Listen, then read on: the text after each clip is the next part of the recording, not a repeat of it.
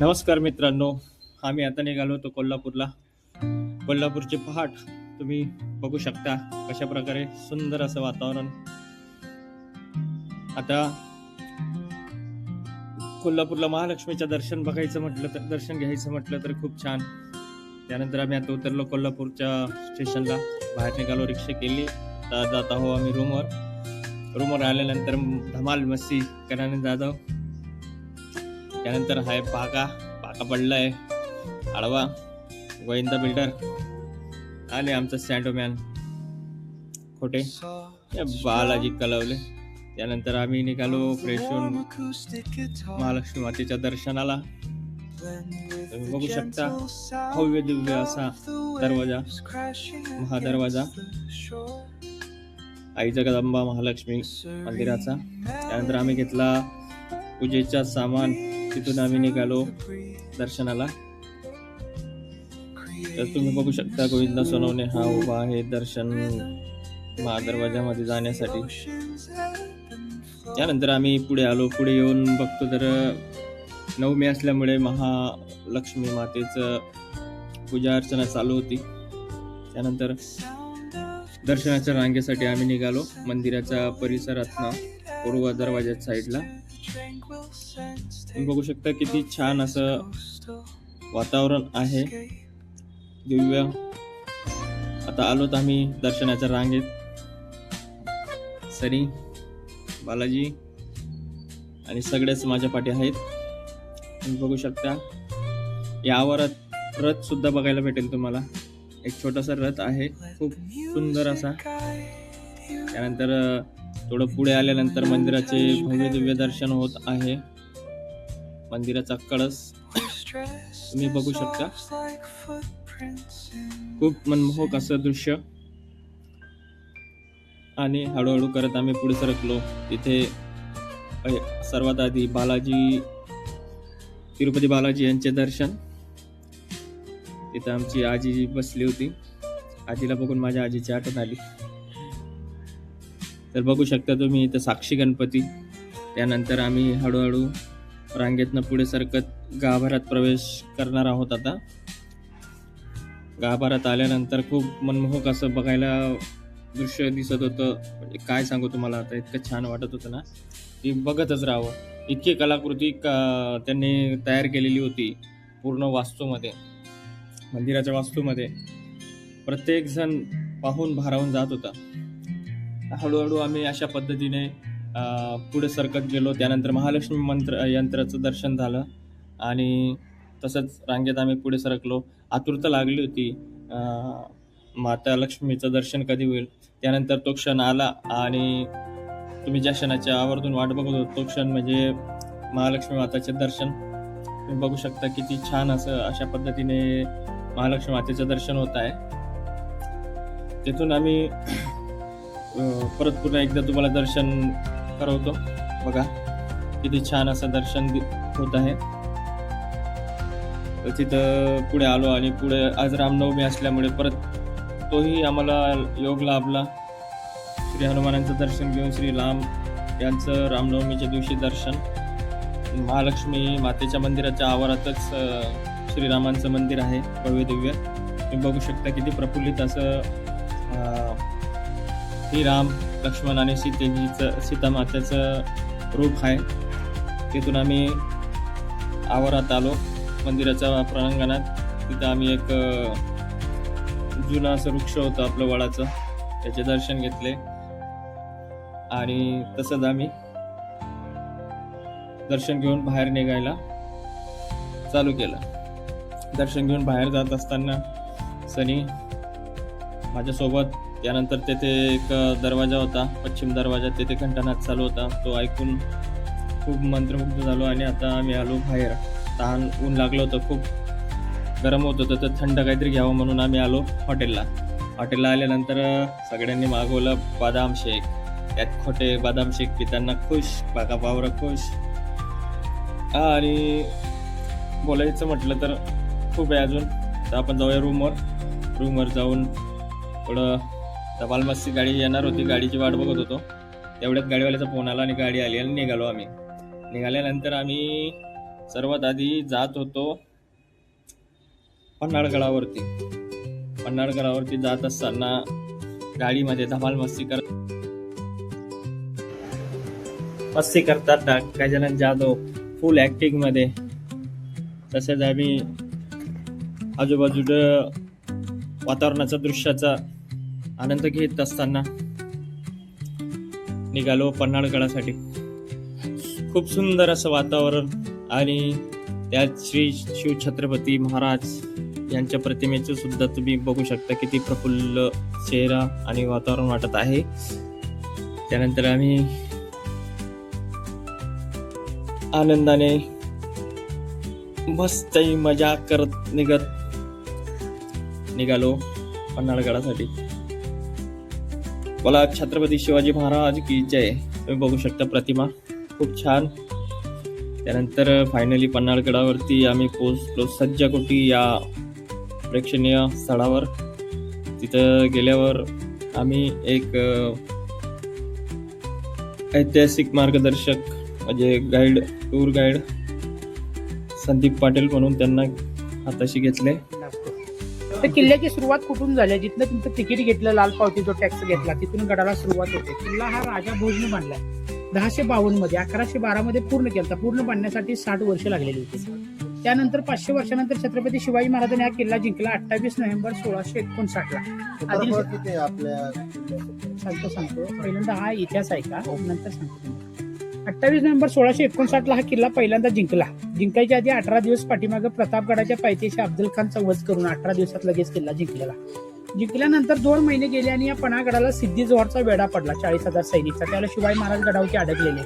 4.5 महिने झाले तर वेढा हटण्याचं चिन्ह दिसत नव्हतं. मग तिने शिवाजी महाराजांनी काय केलं, त्या सिद्धी जोहरला फसवण्यासाठी एक स्वतःचा डुप्लिकेट बनवला. त्याचं नाव आहे शिवाकाशीद म्हणून. त्या शिवाकाशीदला एका पालखीमध्ये बसवलं आणि ती पालखी प्रति शिवाई म्हणून पाठवण्यात आली. दुसऱ्या वाटेने छत्रपती शिवाजींची पालखी घेऊन बाजीप्रभू देशपांडे इथून निघून गेले. त्यावेळेला घोडखिंड नावाची जी खिंड आहे ती जाऊन अडवून धरली. राजेशने सांगितलं की लाख मेले तर चालतील, कारण लाखांचा पोशिंदा जगला पाहिजे. तुम्ही विशाळगडला जाऊन पोहोचा, काहीतरी खून दाखवा. शिवाजीराजे पोहोचल्यानंतर तिथे 5 तोफांचे आवाज झाले. ते ऐकले बाजीप्रभू देशपांडेंनी.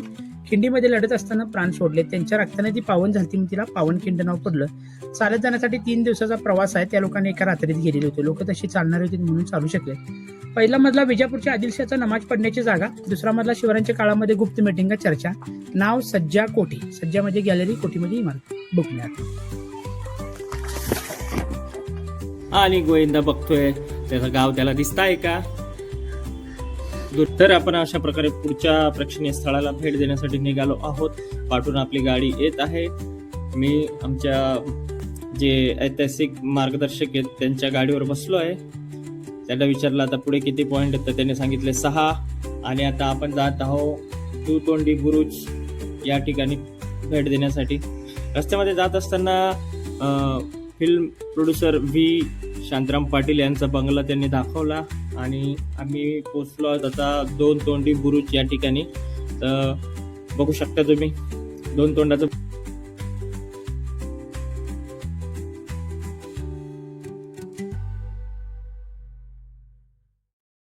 अटॅक करतात हे बघण्यासाठी असे बांधलेले आहेत. टेहळणी पॉईंट, नजर ठेवायची शत्रूवरती. 19 पायऱ्या आहेत. तिकडे 22 पायऱ्यात. वरती गेला की 10 ते 12 किलोमीटर अंतर तुम्हाला डोळ्यासमोर दिसते. असे 50 बुरुज आहेत किल्ल्याच्या साईडने चारी बाजूने. टेहळणी व्ही शांतारामचा बंगला आहे. मराठी चित्रपट डायरेक्टर व्ही शांताराम. तिने आता हॉटेलमध्ये कन्वर्ट केलेलं आहे. बघू शकता फोटो.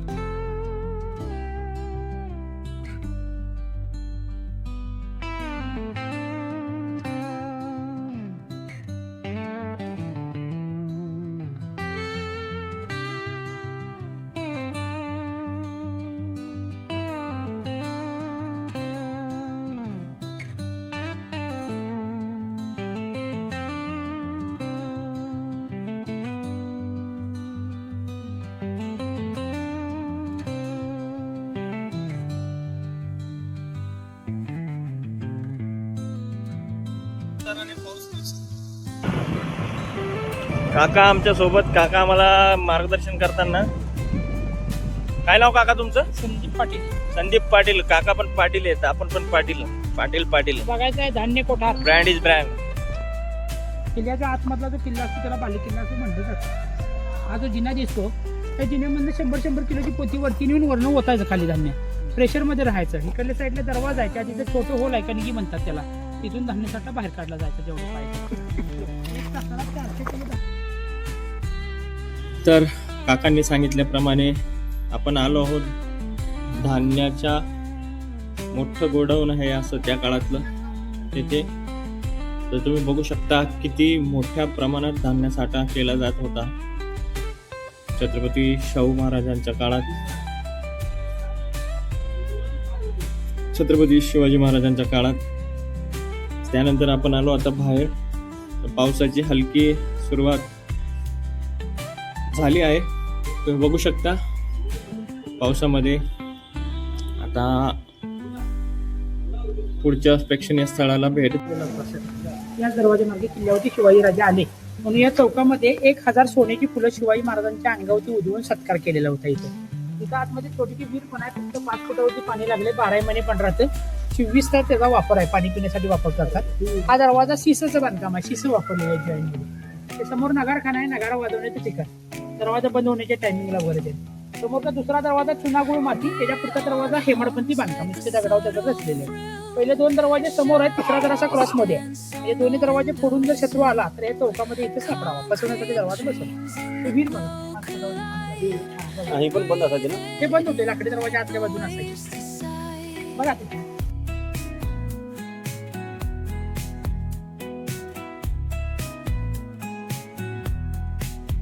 चला तर मग आपण जाऊया आता वास्तूच्या वरच्या दिशेला. पाऊस हा एकदम मध्यम स्वरूपात खूप छान असा पडत आहे आणि वरून पावसामध्ये निसर्गरम्य वातावरण, पन्हाळगडाचा परिसर खूप छान असा वाटत आहे, तुम्ही बघू शकता. आणि त्या पावसामध्ये आणि त्या निसर्गरम्य वातावरणात आपले मंडळ मजा मस्ती करताना. तर चला आपण आता पुढच्या ऐतिहासिक प्रेक्षणीय स्थळावर जात आहोत. ते म्हणजे आहे अंधार बावडी. अंधार बावडी म्हणजे हे ऐतिहासिक काळामध्ये बावडी म्हणजे विहीरला बावडी म्हटलं जात होतं. तर आपण आता त्या अंधार बावडीमध्ये प्रवेश करत आहोत. बघूया अंधार बावडी कशी आहे. असं म्हणतात 5 फुटावर इथं पाणी लागलेलं आहे. तर जुन्या काळामध्ये, त्या काळामध्ये किल्ल्यावर या बावडीचं म्हणजे या विहिरीचं पाणी पिलं जात होतं. अतिशय सुंदर असं बांधकाम तुम्ही बघू शकता. आता विहिरीचं पाणी तुम्हाला दिसत असेल नसेल. आणि बाका पावरा विहिरीमध्ये उतरला पाणी बघण्यासाठी, खूप छान असं.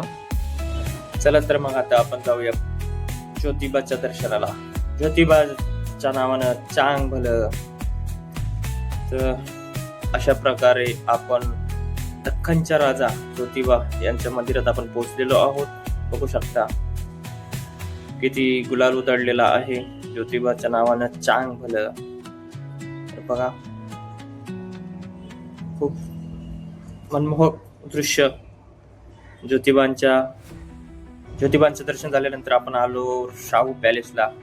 तेथे व्हिडिओग्राफी अलाउड नसल्यामुळे आपण तिथले काही चित्रीकरण करू शकलो नाही, त्यामुळे मी फक्त माझा व्हिडिओ टाकत आहे. श्री शाहू पॅलेस बघून आल्यानंतर आपण आलो रूमवर. आता जायचं आपल्याला फ्रेश होऊन रंकाळा तलावाला. रूमवरनं फ्रेश झाल्यानंतर आपण रात्री आलो रंकाळा तलावावर बोटिंग करायला. बोटिंग करताना, एन्जॉय करताना मंडळ बघा कशा पद्धतीने एन्जॉय करतात. तर आजच्या प्रवासाचा दुसरा दिवस. गजानन जाधव हे नांदेड एक्सप्रेसमध्ये पाणी विकून दिवस काढून आजवर इथपर पोहोचले आहेत. तर आजही त्यांनी त्यांची कलाकृती सादर केली. तर चला आपण आता जाऊया बाळूमामांच्या दर्शनाला. बाळूमामांच्या नावानं चांग भलं. चला एन्जॉय करताना आपलं मंडळ गोविंदा सोलोने सुलुलुलू. चला तर आपण आता फायनली श्री बाळूमामा देवस्थान आदमापूर येथे पोहोचला आहोत. तुम्ही बघू शकता किती छान असं भव्य दिव्य मंदिर संगमरवरी दगडामध्ये उभारण्यात आलंय श्री बाळूमामांचं. बाळूमामांच्या नावानं चांग भलं. जय बाळूमामा.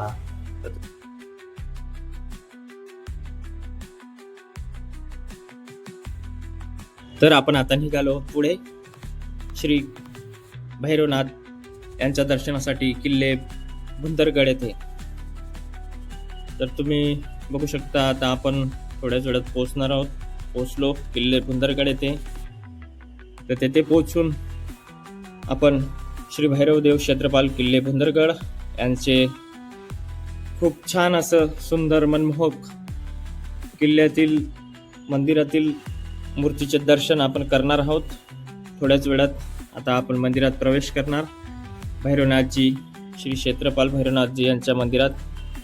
तर तुम्ही बघू शकता भैरवनाथाचं नावानं चांग भल खूप सुंदर अशी मनमोहक प्रतिकृती. त्यानंतर आपण आता किल्ल्याच्या तटावर येऊन सगळं निरीक्षण करताना मावळे.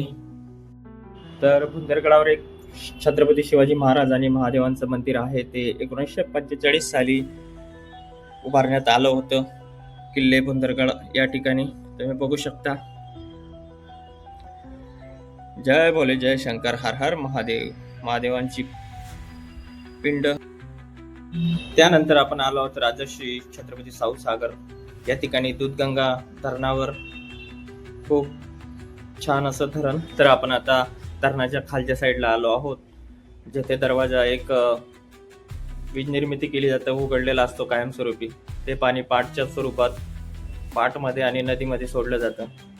तर तुम्ही बघू शकता किती छान असं दुधासारखं दिसतंय, म्हणून त्याला दूध गंगा असं नाव दिलं गेलं असावं. खूप सुंदर दूधगंगा जलविद्युत केंद्र राधानगरी.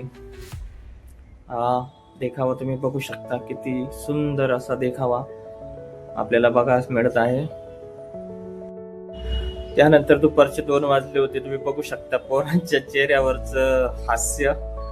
कळकळावून भूक लागली होती आणि आम्ही पोहोचलो निसर्गरम्य असं एका घरगुती हॉटेलवर, जिथे जेवणाचा आस्वाद घेण्यासाठी आम्ही कोल्हापूर आणि कोकणच्या बॉर्डरवर वसलेलं हे घर. त्या जंगलामध्ये गव्हांचा खूप वावर असतो. त्या ठिकाणी अतिशय सुंदर असं निसर्गरम्य वातावरणामध्ये जेवणाचा आस्वाद घेत असताना मंडळ तुम्ही बघू शकता. निसर्ग किती छान आणि शांत असं आजूबाजूचा परिसर.